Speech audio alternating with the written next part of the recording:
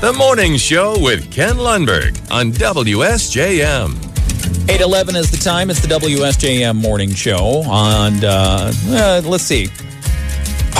Temperature outside right now. Sorry, I have to sigh every time I see these temperatures because we're still 18 degrees in Benton Harbor, but the feels like is -1. I thought we were going to get up to 0 this hour, but no, not so much. St. Joseph, it's 19 degrees, but it feels like -3 out there. And all kidding aside, it can get dangerously cold out there, so do be careful for yourself, your loved ones. Check on your neighbors. And also, for those of you with pets, when you let them outside to do their business, bring them back in as soon as they're done because it's bitterly cold out there. They can't always tell you that it is, but make sure that you're being a responsible pet owner in that fashion as well. 8:12, it's the WSJM Morning Show. Let's get the latest update from United Way of Southwest Michigan. Zach East joining us remotely. Good morning, Zach. Didn't want to do the roads this morning, eh? How am I supposed to follow pets going outside to do their business? How's Gracie? Are you taking care of? She hates this. Hates it. Just hates it. Have you plowed for her? Have you plowed a little path for her in the yard? We do, actually. We always have to, because if we don't, she immediately does what the kids would call she nopes it and goes right back inside.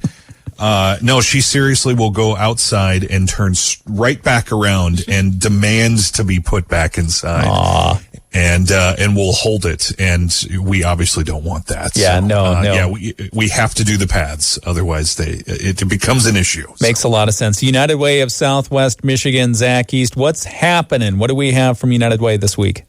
Well, I'll tell you, it's been a little difficult getting around Southwest Michigan. And if for some reason, just to remind folks, if you do encounter a place where you might need some help that's not an emergency, but you have an urgent situation, remember to call 211, and our resource hotline will get you connected 24 hours a day, 365 days a year. With some sort of community resource, whatever you might have a question about.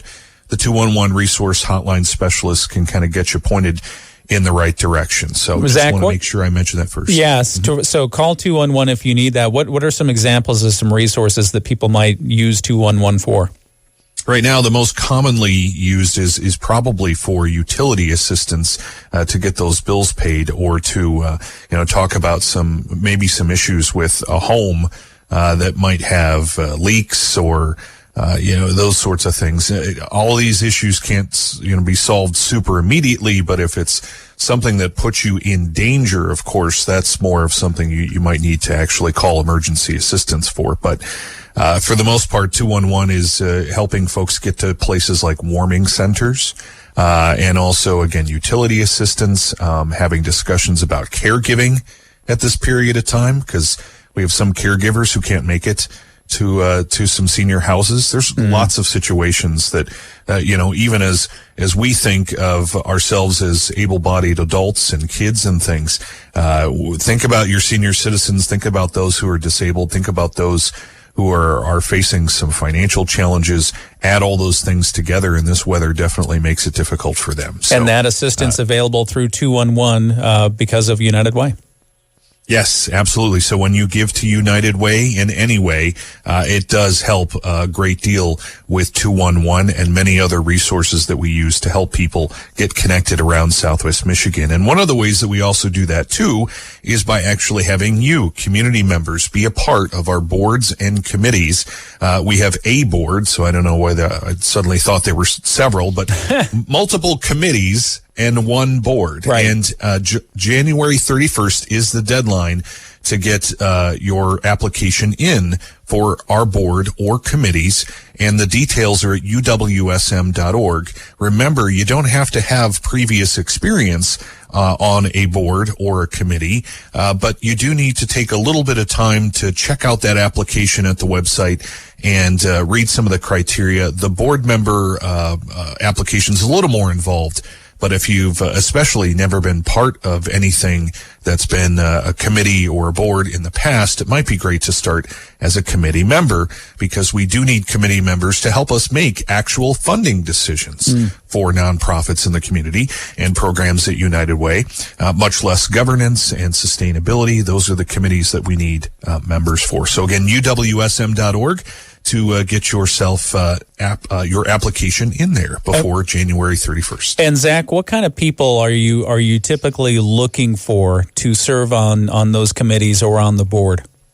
Well, we definitely require that you live and or work in Berrien, Cass, and Van Buren counties, and that you certainly aren't looking at this as maybe if you're a business owner or a manager, you're not looking as an opportunity to network and get more business. The idea is that you're going to be actively involved in making some very serious decisions, and you're going to have a lot of team of other people in that committee or board really relying on you to be part of things like the governance of our organization. These things matter quite a bit when we're dealing with the millions of dollars that come into United Way each year from donations and grants and foundations and such, to make sure that we are properly doing what we're supposed to for the community. And the only way that happens is with community input, not from just the staff members at the organization. So. Okay. And deadline for the applications for the committees and the board is January 31st, and you can get more information on the United Way of Southwest Michigan website. Yes, and while you're there, you can also get details on nominating a volunteer.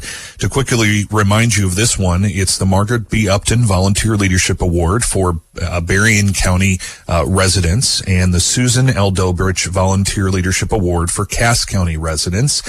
There is an opportunity to nominate a volunteer for either of those awards. They need to primarily have lived or done their service in either of those two counties.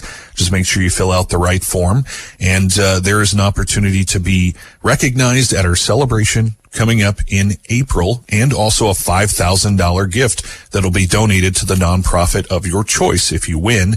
From the Margaret B. Upton side, that monetary portion is provided by the Frederick S. Upton Foundation, and from the Cass County side, that monetary portion of the award is provided by the McLaughlin Family Foundation.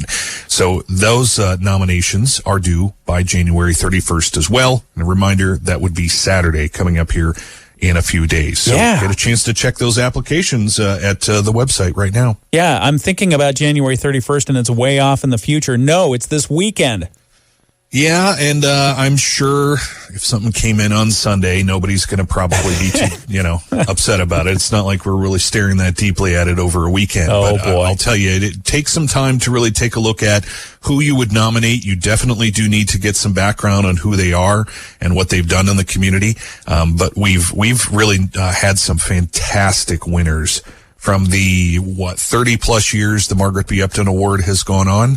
And in the last several years that the Susan L. Dobrich Award has gone on here in the community. So uwsm.org to get folks nominated right now. All right, Zach East, United Way of Southwest Michigan, thank you so much for joining us with the update. Thanks, Ken. Appreciate it. I'll go back to enjoying my jammies and my hot coffee over here. Get out there and shovel the walk again. Gracie You're wants right, you I need to. Yeah, it's true. All right. Zach East, United Way of Southwest Michigan. We have news from the Bear Den with Kristen Box, Superintendent of St. Joseph Public Schools, coming up next.